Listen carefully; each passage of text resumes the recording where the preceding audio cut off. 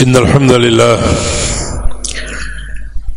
نحمده ونستعينه ونستغفره ونعوذ بالله من شرور أنفسنا ومن سيئات أعمالنا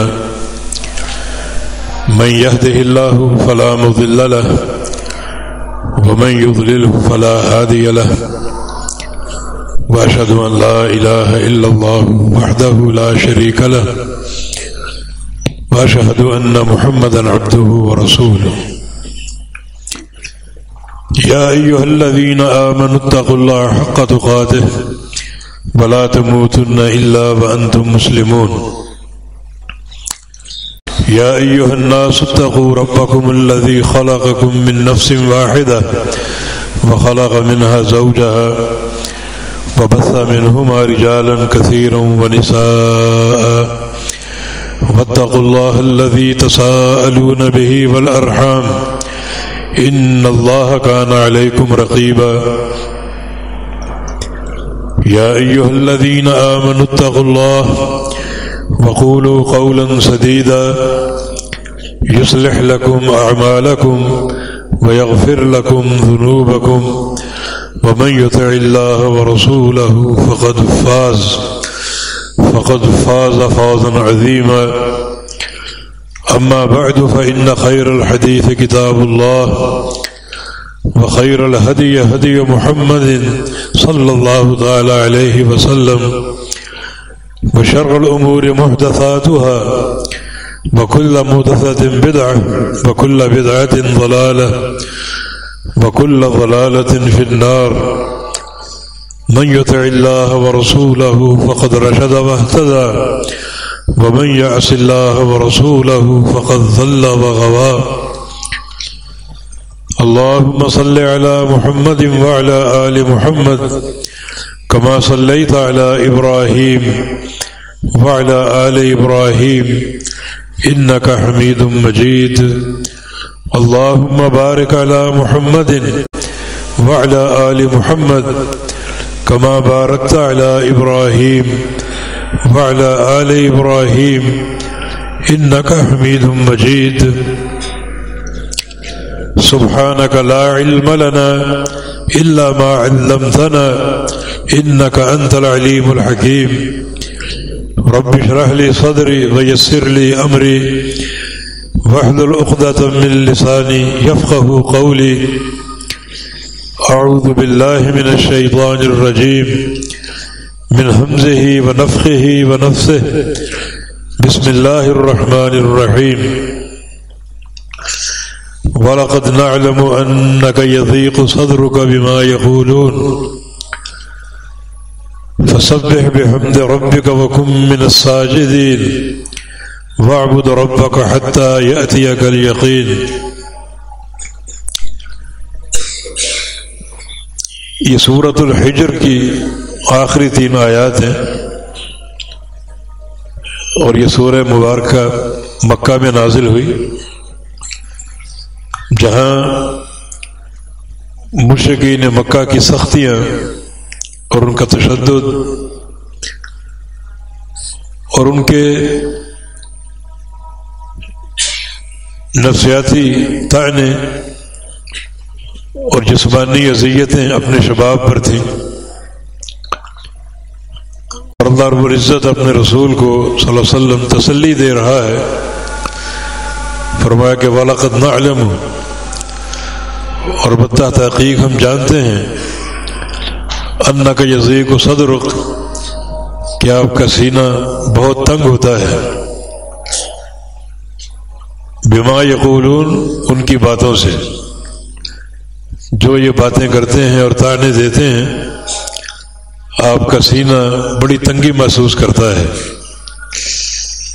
یہاں تنگی کے لیے ضیق کا لفظ استعمال ہوا، اور ضیق سے مراد ایسی اذیت اور ایسی تنگی جس کو دل برداشت نہ کر سکے،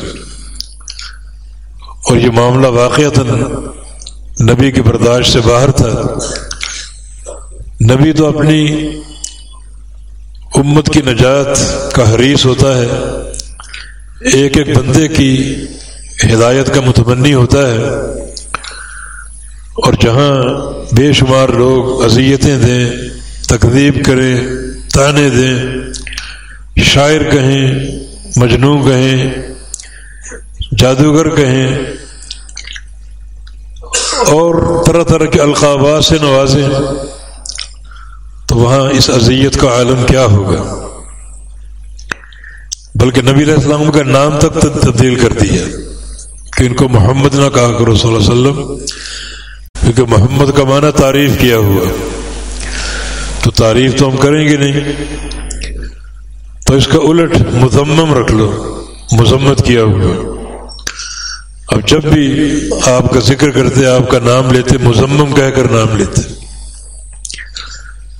اس کا جواب نبی علیہ السلام نے دیا تھا، سیدہ عائشہ صدیقہ سے فرمایا کہ انظری کیف صرف اللہ عنی سب قریش، کہ عائشہ دیکھو اللہ تعالیٰ نے مجھ سے قریش کی گالیاں کیسے پھیر دیں۔ یسبون مذممن، دن رات وہ مذمم گالی دیتے ہیں، وانا محمد اور میں محمد ہوں صلی اللہ علیہ وسلم۔ یہ ان کی اذیتوں کے احوال تھے۔ آغاز ہی ان تکلیف دہ باتوں سے ہوا جب آپ نے قول و لا الہ الا اللہ کی دعوت پیش کی، ستھری اور نفیس دعوت۔ سگے چچا نے کہا کہ تب لک سائر الیوم، تیرے ہاتھ ٹوٹ جائیں، الہذا جمعتنا، ہمیں اس کام کے لیے جمع کیا تم نے۔ یہ ان کا نقطہ آغاز تھا۔ اور جو مکہ کے 13 سال آپ نے گزارے انہی اذیتوں اور طعنوں میں گزارے، جس کی آپ تنگی محسوس کرتے تھے اور بڑی ایک تکلیف محسوس کرتے تھے، اور تکلیف بھی ایسی جو ناقابل برداشت ہے۔ تو اللہ تعالیٰ فرما رہا ہے ہم جانتے ہیں آپ کے دل کی تنگی کو، آپ کے سینے کی تنگی کو، بما یقولون، ان کی باتوں سے۔ ایک اور مقام پر انا کفیناک المستہزئین، یہ جو مذاق اڑانے والے ہیں ہم ان کے مقابلے میں آپ کو کافی ہو جائیں گے، ہم آپ کی کفایت کریں گے۔ تو آپ کو تنگی محسوس نہ کریں، کوئی تکلیف محسوس نہ کریں، بلکہ کیا کریں؟ 3 کام کریں۔ فسبح بحمد ربک وکن من الساجدین، تسبیح کرو، اپنے رب کی تسبیح کرو۔ اور تسبیح کیسی؟ بحمد ربک، رب تعالیٰ کی حمد کے ساتھ۔ یعنی خالی تسبیح کافی نہیں ہے بلکہ اس کی حمد بھی ہو۔ تسبیح جو ہے وہ مقرون بالحمد، متلبس بالحمد، حمد کے ساتھ ملی اور حمد کے ساتھ جڑی ہوئی۔ یہ 2 کام ہو گئے، تسبیح اور تحمید۔ یہ 2 کام آپ کریں بڑی قوت کے ساتھ اور بڑی شدت کے ساتھ۔ وَكُن مِّنَ السَّاجِدِينَ، اور ہو جاؤ سجدہ کرنے والوں میں سے، یعنی نمازیں ادا کرو، نفل پڑھو، خوب سجدوں پر سجدے کرو۔ تو آپ کا کام یہ 3 عمل انجام دینا ہے، تسبیح، تحمید اور سجدے اور نوافل، انہیں ہم سنبھال لیں گے۔ نبی علیہ السلام نے یہ 3 کام انجام دیے۔ خوب آپ نے تسبیحات بھی کی اور تحمیدات بھی کی، بڑے بڑے جامع جملوں کے ساتھ۔ یہ صحیح بخاری میں بڑے جامع جملے آپ کے منقول ہیں، سبحان اللہ بحمدہ عدد خلقہ ورضا نفسہ وزینۃ عرشہ ومداد کلماتہ۔ یہ سبحان اللہ بحمدہ، تسبیح اور تحمید دونوں ہیں۔ اللہ کی پاکیزگی اس کی حمد کے ساتھ، وہ پاکیزگی جو صرف پاکیزگی نہیں بلکہ حمد کے ساتھ لپٹی ہوئی ہے۔ کتنی عدد خلقی، اس کی مخلوق کی تعداد کے برابر، کتنی اس کی مخلوق ہے۔ مخلوق میں یہ ریت کے ذرے اور درختوں کے پتے اور پانی کے قطرے سب اللہ کی مخلوق ہے۔ پھر خشکی کا عالم، تری کا عالم، عالم علوی، فرشتے اوپر، آسمانوں کی مخلوق، ان ساری مخلوقات کی تعداد کے برابر اللہ کی تسبیح اور اس کی تحمید۔ ومداد کلماتہ، ورضا نفس ہی، اتنی حمد اور اتنی تسبیح جو اس کو راضی کرتے، اس کے نفس کی رضا کے برابر اور مطابق.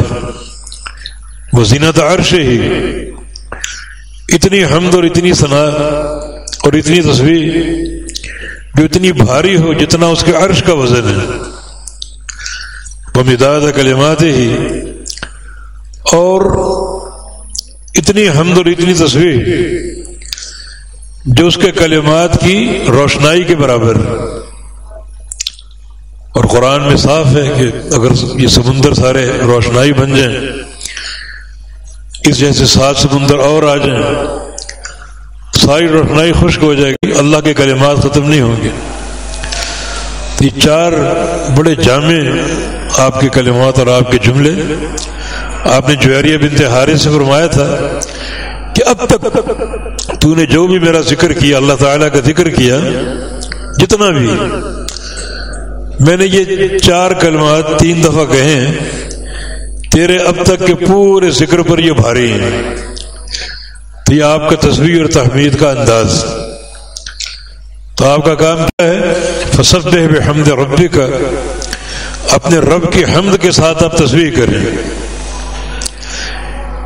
تسبیح کیا ہے؟ اللہ کی تنزیح، اس کی پاکیزگی. تنزیح کا تعلق ان صفات سے ہے جو صفات منفیہ ہیں، جو اللہ کے شان شان نہیں ہیں، جن کی اللہ کی ذات سے نفی ہے. لا تأخذہ سنۃ ولا نوم، نہ اس کو اونگ آتی نہ نیند آتی. یہ صفات منفیہ. اللہ تعالیٰ پاک ہے سونے سے، اونگنے سے. یہ سونا اور اونگنا صفات نقص، زندگی کی کمی ہے. انسان سو جاتا ہے تو ہر چیز سے لا تعلق ہو جاتا ہے. اللہ تعالیٰ اس کمزوری سے پاک ہے، یہ اس کی تسبیح ہے. ما مسنا من لغوب، اللہ نے آسمانوں کی تخلیق کا ذکر کیا. 7 آسمان انہوں نے پیدا کر دیے اور تھکے نہیں ہم. اللہ تھکتا نہیں ہے، اللہ عاجز نہیں ہے، کوئی اس کا شریک نہیں ہے.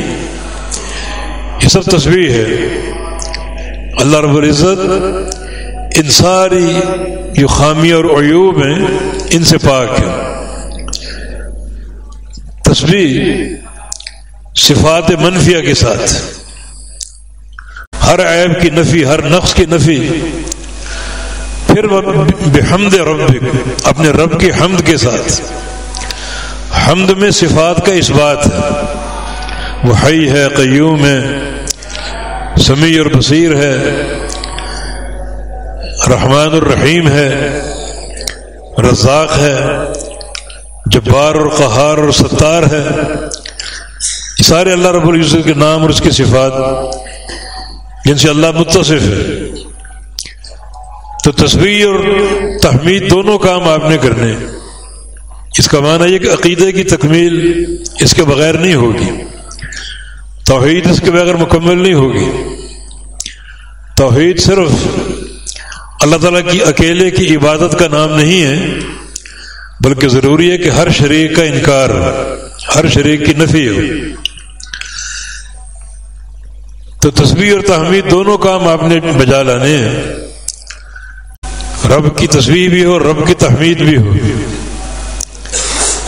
اور وَقُم مِّنَ السَّاجِدِينَ، اور سجدہ کرنے والوں میں سے ہو جاؤ. مانا نفل پڑھنے والے، خوب نفل ادا کرو تو اللہ تعالی آپ کو اس سارے شر سے نکال لے گا. سارے شر سے نکال لے گا اللہ رب العزت، کہ اس کا وعدہ بھی ہے. اور اِنَّا كَفَيْنَاكَ الْمُسْتَهْزِئِينَ، ہم کافی ہیں آپ کے لیے.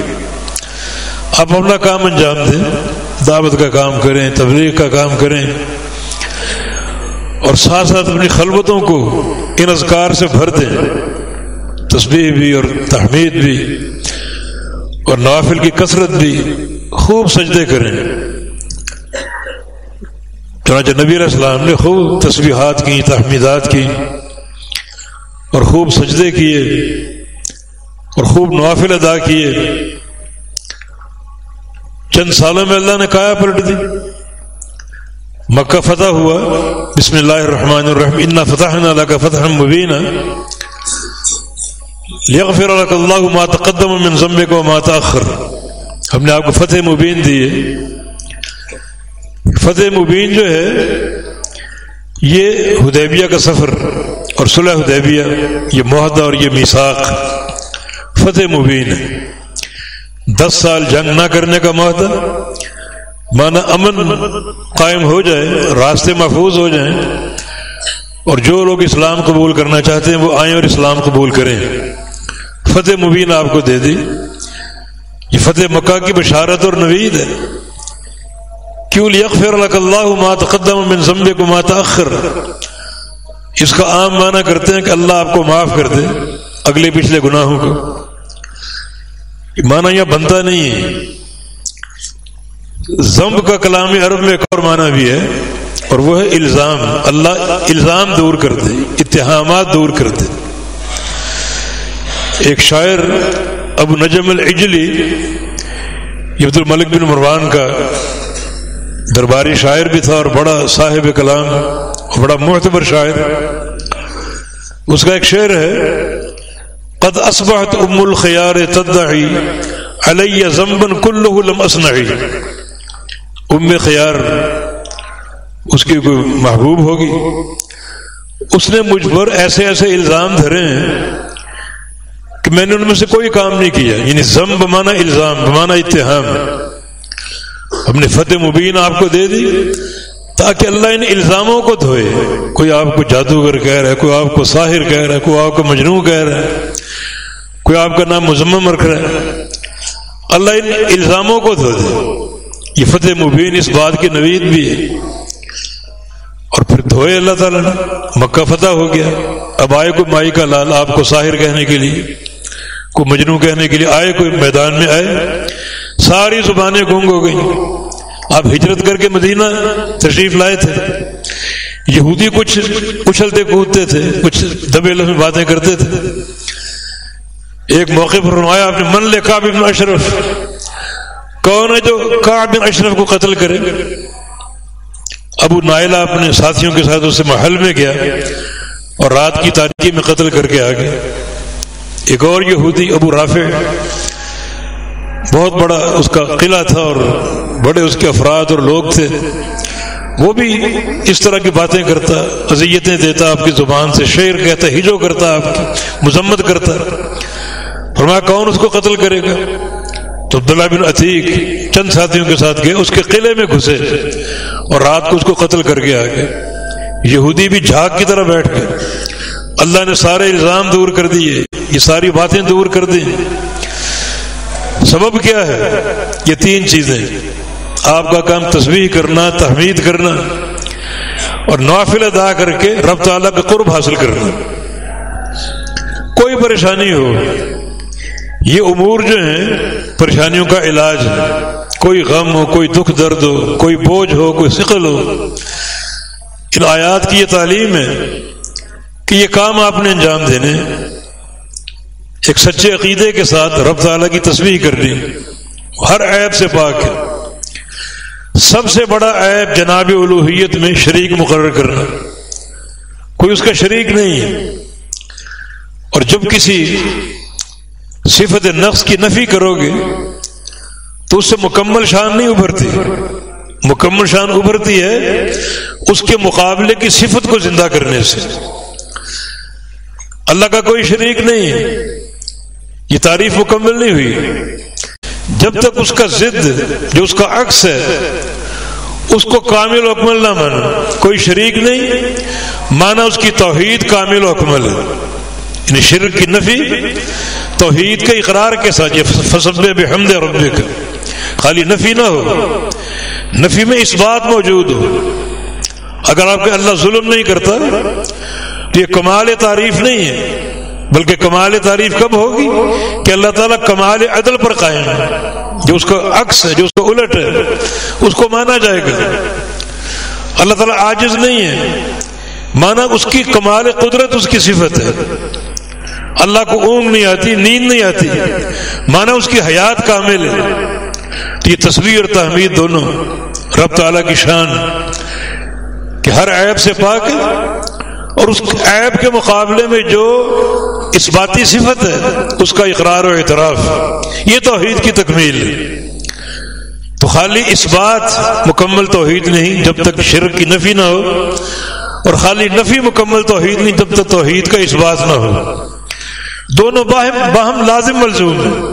کئی مقامات پر حکم اکٹھا ہے، سبح بحمد ربک، سبح بحمد ربک، اللہ کی تسبیح کرو اس کی حمد کے ساتھ تاکہ توحید مکمل ہو اور جو توحید کے تقاضے وہ پورے ہوں. سنت کی محبت اس وقت تک کامل قرار نہیں دی جائے گی جب تک بدعت کی نفرت نہ ہو، اور بدعت کی نفرت اس وقت تک کامل قرار نہیں دی جائے گی جب تک سنت کی محبت نہ ہو. شرک کی نفرت اس وقت تک کامل نہیں جب تک توحید کی محبت نہ ہو، اور توحید کی محبت اس وقت تک کامل نہیں جب تک شرک کی نفرت اور مذمت نہ ہو. تو یہ دونوں چیزیں باہم ملا کر عقیدہ توحید کی تکمیل بنتے ہیں. تو آپ نے تسبیح اور تحمید دونوں انجام دینے، وَكُن مِّنَ السَّاجِدِينَ، اور خوب سجدے کرنے ہیں اور خوب نفل ادا کرنے. نبی علیہ السلام آپ کا یہ معمول تھا، کان اذا حضب الامر فزع الى الصلاۃ، جب پریشان ہوتے آپ لاچار ہوتے نماز کی طرف، جب پریشانی آتی کوئی کسی قسم کی. اور نبی کی پریشانی کیا ہوتی ہے؟ دعوتی امور کی، دین کے تعلق سے. کوئی صحابہ کو مار رہا ہے، کوئی آپ کو مجنون کہہ رہا ہے، کوئی آپ کو دیوانہ کہہ رہا ہے. اللہ تعالیٰ نے فرمایا تھا ان سے کہو قل ما اسألکم علیہ اجرا الا المودۃ فی القربى، کہ میں جو دعوت دے رہا ہوں کوئی اجر نہیں چاہتا، میں کوئی پیسے کا مطالبہ نہیں ہے. جو تم بادشاہتیں پیش کر رہے ہو، خوبصورت عورتیں پیش کر رہے ہو، دولتیں پیش کر رہے ہو، کچھ نہیں چاہیے، لیکن الا المودۃ فی القربى، قرابت داری کا خیال تو کر لو. میں کسی کا بھتیجا ہوں، کسی کا بھائی ہوں، اس رشتے کو تو نبھا لو. کیوں مجھے اذیتیں دیتے ہو، راستے میں کانٹے بچھاتے ہو، گڑے کھودتے ہو، شاعر اور دیوانہ کہتے ہو، کل تک صادق اور امین کہتے تھے، کیا ہو گیا ان زبانوں کو؟ تو مودۃ فی القربى، یہ قرابت داری کی محبت کا خیال کر لو. اس قدر اذیتیں دی گئی. لیکن آپ صلی اللہ علیہ وسلم جب بھی اس دعوتی زندگی میں، عملی زندگی میں کوئی ثقل آتا، کوئی بوجھ آتا، تو آپ رب تعالیٰ سے تعلق جوڑتے، ناطہ قائم کرتے، تسبیح کے ساتھ، تحمید کے ساتھ، اور نماز کی ادائیگی کے ساتھ. کان اذا حضب الامر فزع الى الصلاۃ.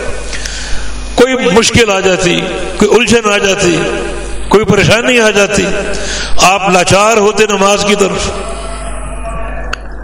کبھی کبھی بلال حبشی سے کہتے یا بلال ارحنا بالصلاۃ، بلال اذان کہو ہم نماز پڑھ کے راحت حاصل کر لیں. قرۃ عینی فی الصلاۃ، نماز پڑھتا ہوں ٹھنڈ پڑ جاتی ہے، میری آنکھوں کی ٹھنڈک ہے، چین آ جاتا ہے، سکون آ جاتا ہے، پریشانیاں ڈھل جاتی ہیں، دور ہو جاتی ہیں. اور اس کا ایک مظہر جو سورج گرہن کا واقعہ لوگوں نے اڑا دی کہ آج نبی کا بیٹا ابراہیم فوت ہوئے، تب سورج گرہن ہوئے. اور جب کوئی مشہور بندہ پیدا ہوتا ہے یا مرتا ہے تو اس کی موت یا وفات پر یا اس کی پیدائش پر سورج گرہن ہوتا ہے. یہ بات یہودیوں نے چھوڑی. اب حالانکہ پریشان تھے، بیٹا فوت ہو گیا، آنکھیں تر ہیں، آنسو گر رہے ہیں، اور دل میں ایک غم اور ملال ہے، مگر خلاف عقیدہ بات برداشت نہیں. صحابہ کو جمع کیا، ممبر قائم کیا اور خطبہ ارشاد فرمایا کہ ان الشمس والقمر آیتان من آیات اللہ. یہودی بڑی ایک مکار اور سازشی قوم تھی کہ اس بات سے نبی خوش ہو جائے کہ میرے بیٹے کی تعریف ہو رہی، میرا بیٹا مشاہیر میں سے، تبھی سورج گرہن ہوا. لیکن اس کی تہ میں بدعقیدگی یہ کہ جو آسمانی تغیرات ہیں اس میں زمین کے تغیرات کا کردار ہے. شوشہ اس میں یہ تھا کہ سورج گرن اللہ کے امر سے نہیں بلکہ ابراہیم کی وفات سے ہوا. یہ بات تو عقیدے کے خلاف ہے، توحید کے خلاف. ہر تغیر اللہ کے امر سے ہوتا ہے. یہ ان کی سازش تھی کہ نبی خوش ہو کر بات نہیں کرے گا. آپ نے ممبر قائم کر کے خطبہ ارشاد فرمایا ان الشمس والقمر آیتان من آیات اللہ، کہ سورج اور چاند اللہ کی نشانی ہے. لا ينکسفان للموت احد ولا لحیاتہ، انہیں گرن نہ کسی کی پیدائش پر لگتا ہے اور نہ کسی کے مرنے پر لگتا ہے. اللہ جھنجھوڑتا ہے. یخوف اللہ بہم عبادہ، اللہ اپنے بندوں کو جھنجھوڑتا ہے، ڈراتا ہے. فَإِذَا رَأَيْتُمْ ذَلِكَ فَافْزُعُوا إِلَى الصَّلَاةِ، اور جب تم یہ سورج گرہن دیکھو تو لاچار ہو جا نماز کی طرف. دکانیں بند کر دو، مشاغل چھوڑ دو، مسجد کا رخ کرو، صلاۃ الکسوف ادا کرو، لاچار ہو جاؤ، ڈر جاؤ اللہ تعالی سے. جو اللہ ایک اشارے، ایک امر سے اتنے بڑے سورج کو بے نور کرنے پر قادر ہے، تمہاری کیا ہستی ہے؟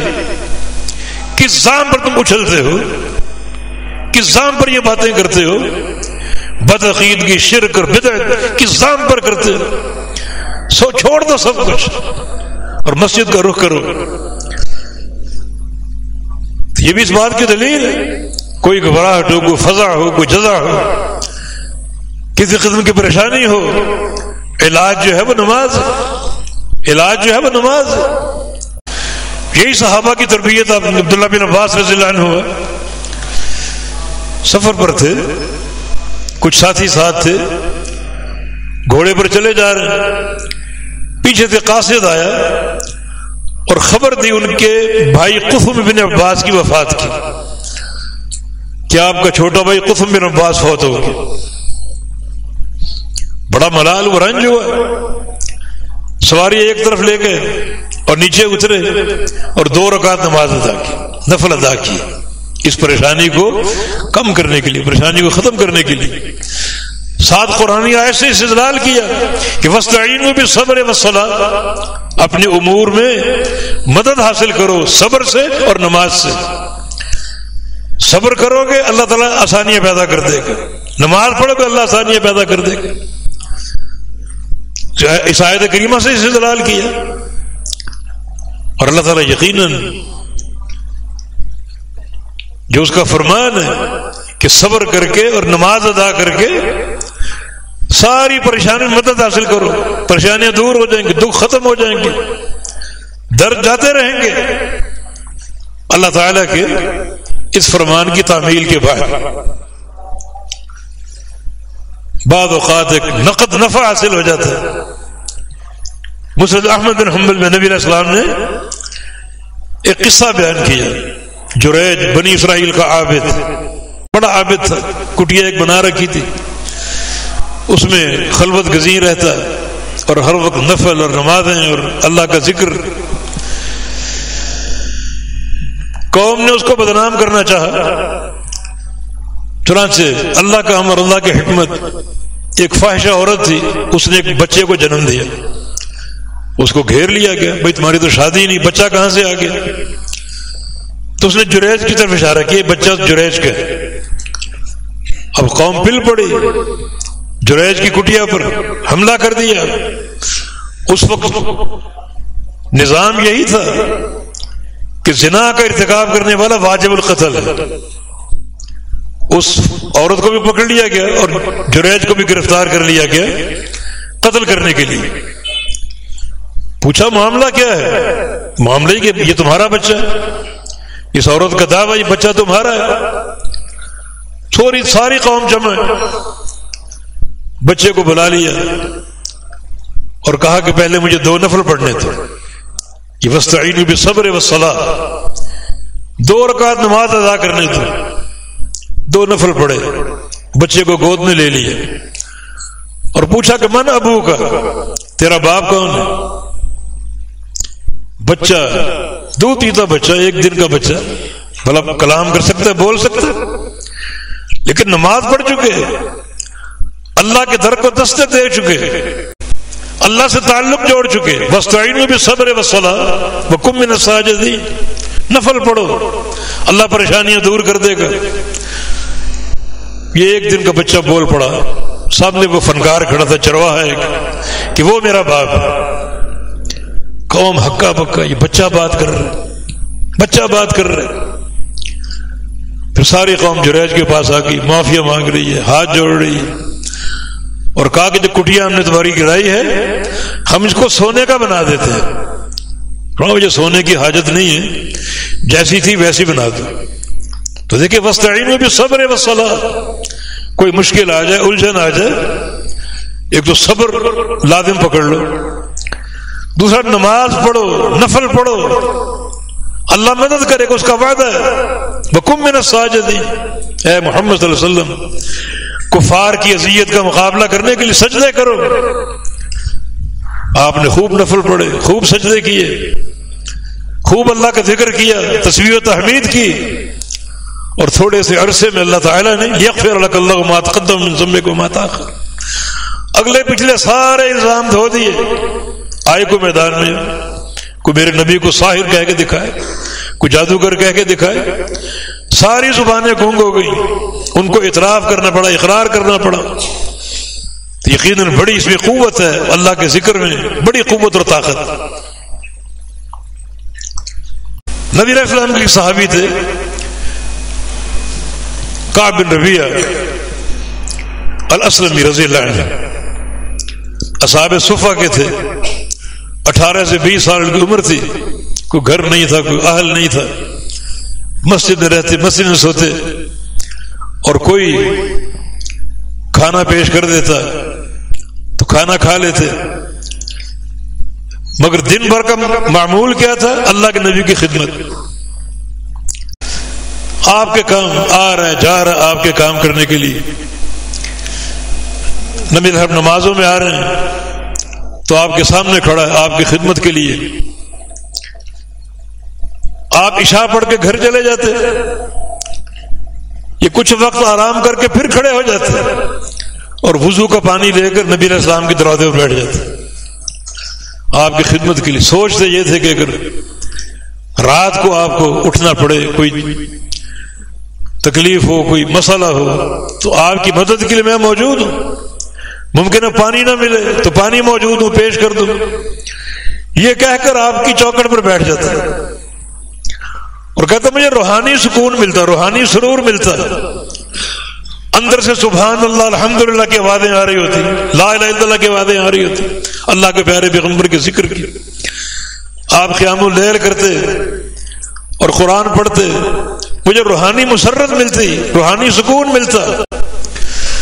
کوئی دن ہو یا رات ہو, نبی کا ساتھ نہیں چھوڑتے. اتنی محبت, اتنا پیار, اتنی عقیدت. اور ایک دن واقعی اللہ کے پیغمبر صلی اللہ علیہ وسلم کو پانی کی طلب ہو گئی. گھر میں وضو کا پانی نہیں تھا, باہر نکلے پانی کی طلب اور تلاش کے لیے. سامنے ربیعہ بن کعب بیٹھا. ربیعہ تم یہاں؟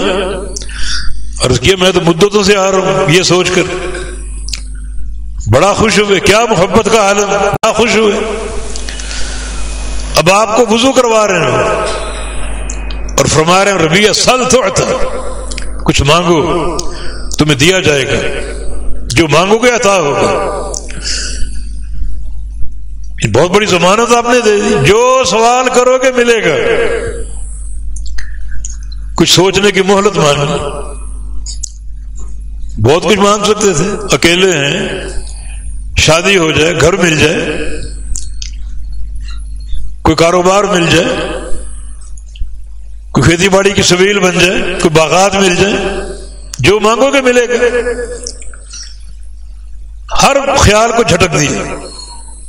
شادی کا سوال کروں, گھر کا سوال کروں, دنیا کے کاروبار کا سوال کروں, زندگی تو گزر جائے گی. ہر خیال جھٹک دیتے. سوچا کہ جنت مانگ لوں, آخرت کی طلب.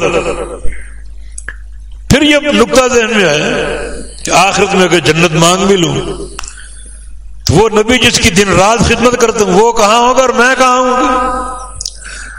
وہ تو اعلیٰ علیین میں اللہ کا قرب ان کو حاصل ہوگا. ملاقات تو نہیں ہوگی، دنیا میں دن رات آپ کے ساتھ ہے. نبی علیہ السلام کے پاس آ گئے. ربیہ کیا سوچا؟ عرض کیا کہ اسألک مرافقتک فی الجنہ، مجھے جنت چاہیے اور جنت میں آپ کی رفاقت چاہیے. جیسے اللہ نے دنیا میں آپ کی رفاقت دی، دن بھر آپ کے ساتھ ہیں، رات آپ کی چوکھٹ میں گزارتے ہیں، بڑا ایک روحانی سکون. یہ جدائی نہیں چاہتا، جنت تو ہے ہی ہے مگر آپ کی رفاقت کے ساتھ.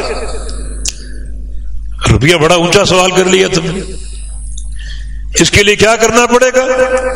اعنی علی نفسک بکثرۃ السجود، اب میری مدد کرنی پڑے گی کثرت سجود کے ساتھ. نفل پڑھو خوب. یہ مقام بہت اونچا ہے، یعنی جنت اور جنت میں میری رفاقت، میری مصاحبت، مقام بہت اونچا ہے. اس کے لیے کثرت نوافل، خوب سجدوں پر سجدے کرو. اللہ تعالیٰ اس مقام تک پہنچا دے گا. یا آپ نے ضمانت دی جو کہو کہ پورا ہوگا، مگر طلب بہت اونچی. فرمایا ایک کام اور کر لو، پھر نفل ادا کرو، خوب سجدے کرو، اللہ تعالیٰ یہ مقام تمہیں عطا فرما دے گا. وجہ کیا ہے؟ اقرب ما یکون العبد من ربہ وہو ساجد، بندہ اپنے رب کے سب سے قریب کب ہوتا ہے؟ جب وہ سجدے میں، حالانکہ دور ہو جاتا ہے. کھڑا ہے تو کچھ تو اوپر ہے، سجدے میں نیچے گر چکا، پاؤں زمین سے ٹک چکے، گھٹنے بھی، ہاتھ بھی، سر اور پیشانی بھی، مگر سب سے قریب ہے، اللہ کے سب سے قریب آ چکے.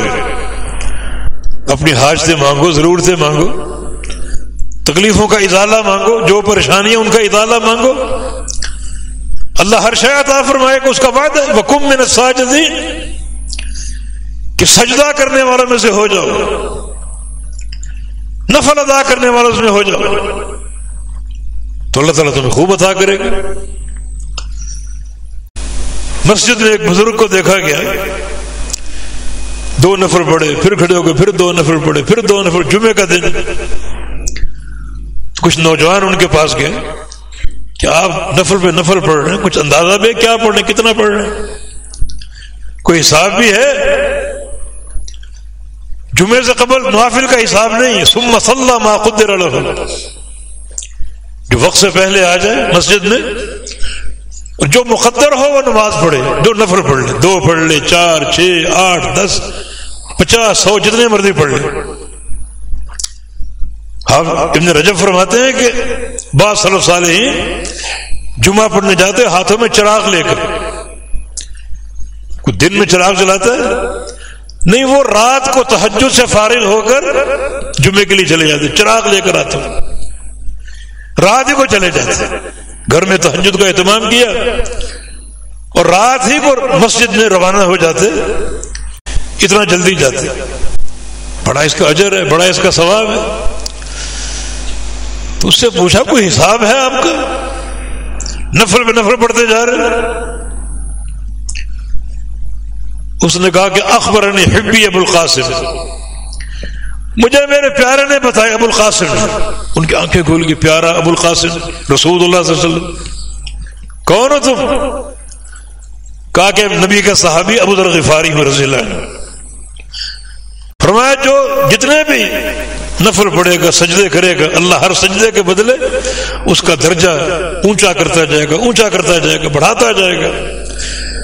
یہ تو ارتفاع قلوب درجات، ارتفاع درجات کی بلندی. تو دیکھیں جنت سب سے مہنگی دولت ہے. لموضع صوت فی جنت خیر من الدنیا وما فیہا، ایک بالش جنت کی جگہ پوری دنیا سے قیمتی. تو جو اللہ ان نوافل کی برکت سے، ان سجدوں کی برکت سے سب سے قیمتی دولت دے سکتا ہے، تو دنیا کے کام کون سے مشکل ہے، کون سے بھاری؟ ان پریشانیوں کو دور کرنا، دنیا کی نعمتیں عطا فرمانا تو بہت آسان کام ہے. جو اللہ جنت دے سکتا ہے، سب سے مہنگی دولت اور سب سے قیمتی دولت، تو دنیا کا کام کون سا مشکل ہے؟ وہ بھی عطا کرے گا، دکھ درد دور کر دے گا، پریشانیاں دور کر دے گا. تو وَكُن مِّنَ السَّاجِدِينَ، سجدہ کرنے والوں میں سے ہو جاؤ. اور آگے وَاعْبُدْ رَبَّكَ حَتَّىٰ يَأْتِيَكَ الْيَقِينُ، یہ ضروری امر ہے. رب تعالیٰ کی عبودیت میں آ جاؤ موت آنے تک. یہ خطاب رسول اللہ صلی اللہ علیہ وسلم، موت آنے تک، موت آنے تک اللہ کی عبادت کرنی ہے آپ نے. عقیدے کی بات تو واضح ہوگی، اللہ کے نبی پر بھی موت آئے گی. قل ان صلاتي ونسكي ومحياي ومماتي لله رب العالمين. اللہ کے نبی کی موت ثابت ہے. انک میت وانہم میتون. ابو بکر صدیق کا خطبہ، من کان یعبد منکم محمدا فان محمدا قد مات. لوگوں تمہارے دلوں میں اگر یہ بات ہے کہ محمد مصطفیٰ علیہ السلام کی عبادت کرنی ہے تو دیکھ لو یہ معبود فوت ہو چکے. اللہ کی عبادت فإن اللہ حی لا یموت، وہ حی، اسے موت نہیں آئے گی. اور دوسری بات کیا ثابت ہو رہی؟ اللہ کی عبادت تا دم حیات، مرتے دم تک. ان صوفیوں کا رد ہے یہاں پر، یہ کہتے ہیں مجذوب، پتہ نہیں اللہ ان کا کون سا سجدہ قبول کر چکا، ان کو نماز کی حاجت نہیں ہے، ان کا پتہ نہیں کون سا سجدہ قبول ہو چکا، اللہ کو کون سی ادا پسند آ گئی. سب سے بڑا اللہ کا مقرب محمد الرسول اللہ صلی اللہ علیہ وسلم، ہر سجدہ اللہ کو پسند، ہر ادا اللہ کو پسند. لیکن حتی یأتیک الیقین، اس عبادت پر قائم رہنا ہے، بندگی پر قائم رہنا ہے، عبودیت پر قائم رہنا موت آنے تک. یہ لوگ کس بات کی بھولی ہے کہ ان کو اللہ نے نواز دیا، کوئی سجدہ اللہ قبول کر چکا ہے ان کا، نہ ان کو نماز کی ضرورت ہے، ان کو روزے کی ضرورت ہے. بلکہ کہتے ہیں کہ پیر پر اعتراض ہی نہ کرو، شراب کے مصلے پر بیٹھا ہو کوئی اعتراض نہ کرو، حتیٰ کہ تمہارے گھر میں گھس کر تمہاری عزت اور حرمت کو پامال کر رہا ہو کوئی اعتراض نہ کرو، بس سر جھکا کے بیٹھے.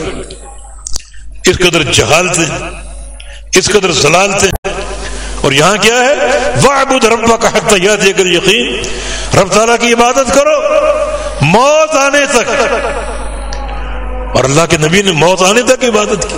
یحادی بین الرجلین، مرض الموت ہے، اور دو بندوں کے کندھوں پر ہاتھ رکھ کے آپ گھسٹتے پاؤں کے ساتھ مسجد میں جا رہے ہیں، گھسٹتے پاؤں کے ساتھ، پاؤں میں اٹھانے کی چلنے کی طاقت نہیں، پاؤں بے جان ہو چکے ہیں، پاؤں گھسٹ رہے ہیں اور مسجد میں جا رہے ہیں نماز پڑھنے کے لیے. حتی یأتیک الیقین، یہ فارمولہ ہے عافیت کا، آسانی کا جو اللہ پاک نے پیش کر دی. نبی کی سب سے بڑی تکلیف کیا ہے؟ قوم کے تانے، قوم کی ضلالتیں، قوم کا اسلام قبول نہ کرنا، قوم کی تکذیب کرنا. یہ ایک روحانی تکلیف ہے نبی کے لیے، روحانی تکلیف. اور لوگوں نے انتہا کر دی، انتہا کر دی لوگوں نے. حتیٰ کہ اتنا آپ تنگ آ گئے کہ اہل مکہ سے کہا کہ تم نے میری بات نہیں مانی، اب میں غیروں میں جاتا ہوں، دیکھنا کیسے میری بات مانیں گی. آپ طائف چلے گئے، اہل طائف کو دعوت دی، ان کا سلوک اس سے بدتر، پتھر مار مار کر بے ہوش کر دیا. کئی بار آپ بے ہوش ہوئے، کئی بار. اور ایک بار تو ایسا ہوا نبی صابر اعظم، اتنی پتھروں کی بوچھاڑ ہوئی، جس طرف آپ کا چہرہ تھا بھاگ اٹھے، جس طرف چہرہ تھا. فرشتے پیچھے پیچھے، بادلوں کے فرشتے سایہ کیے ہوئے، اشارے کے منتظر. آپ ذرا زبان سے کہہ دو اللہ ان کو برباد کر دے، ان پہاڑوں کے بیچ میں اس قوم کو پیس کے رکھ دوں گا. فرمایا نہیں، بعثت رحمت قلم بس لعان، رحمت بنا کر بھیجیں گے، لعان بنا کر نہیں، لعنت دینے والا نہیں، بد دعا کرنے والا نہیں. یہ اہل طائف کا سلوک تھا. نبی علیہ السلام کو فرمان ہے، ایک بار سید عائشہ صدیقہ نے پوچھا کہ سب سے سخت صورتحال کب بنی آپ کی؟ جنگ احد میں آپ زخمی ہوئے، سر زخمی ہوا، داڑھیں شہید ہو گئی، نڈھال ہو کر کھائی میں گر گئے. فرمایا سب سے سخت دن یہ طائف والا دن تھا. کتنی اذیت برداشت کی، صرف ایک غلام ساتھ واپس لوٹ رہے مکہ، کتنے بوجھل قدموں کے ساتھ. کیا سوچ رہے ہوں گے کہ میں کفار قریش کو کیا کہہ کر آیا تھا کہ تم نے میری بات نہیں مانی. اتنی نفیس دعوت ہے، دیکھنا یہ اہل طائف وہاں جا رہا ہوں کیسے اس بات کو قبول کر لیں. اور مکہ والے منتظر، اگر طائف والوں نے بات مان لی تو مانا قوت آ جائے گی. پھر ہم اس کو تنگ نہیں کر سکیں گے. اور اگر اہل طائف نے رد کر دیا تو پھر یہ تنہ تنہا ہے. پھر مظالم ڈھائیں گے, پھر ہاتھ نہیں روکیں گے. اب اللہ کے نبی آ رہے ہیں بڑے بوجھل قدموں کے ساتھ.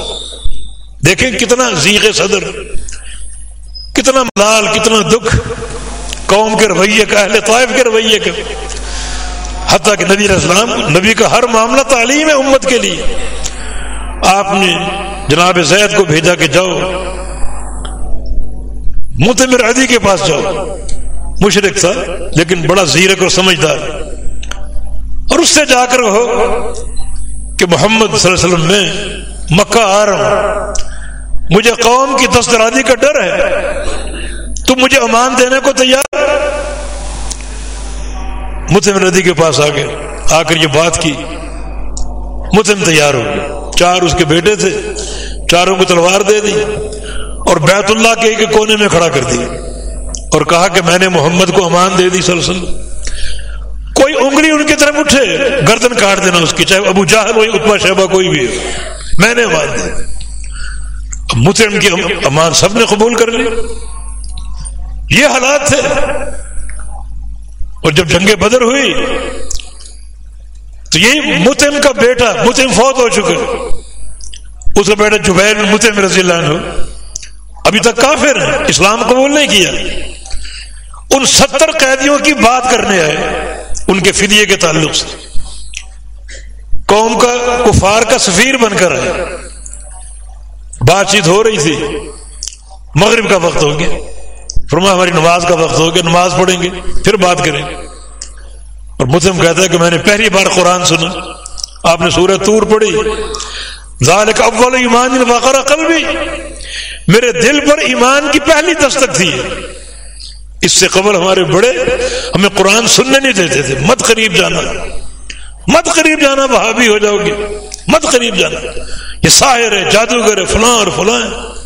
ہم نبی کو دیکھ کر بھاگتے تھے, ہم پر اثر نہ ہو جائے, جادو کا اثر نہ ہو جائے. آج تو کہیں جانے کے نہیں تھے, بیٹھے ہیں قرآن سن رہے. تو قرآن کیا سنا, دل پر ایمان کی پہلی دستک, پہلا جھونکا ثابت ہوا. اب ان قیدیوں کے بارے میں بات چیت ہو رہی, مختلف رائے ہیں, کیا کریں کیا نہ کریں. کسی نے کہا ان پر احسان کر کے چھوڑ دیں, کسی نے کہا کہ فدیہ لے لیں, کسی نے کہا قتل کریں. امیر عمر کی رائے تھی ان کو قتل کر دیں. آج تو یوم الفرقان امتحان کا دن ہے, جو میرا عزیز میرے سپرد کرو, میں قتل کرتا ہوں تاکہ صدق ایمان واضح ہو جائے.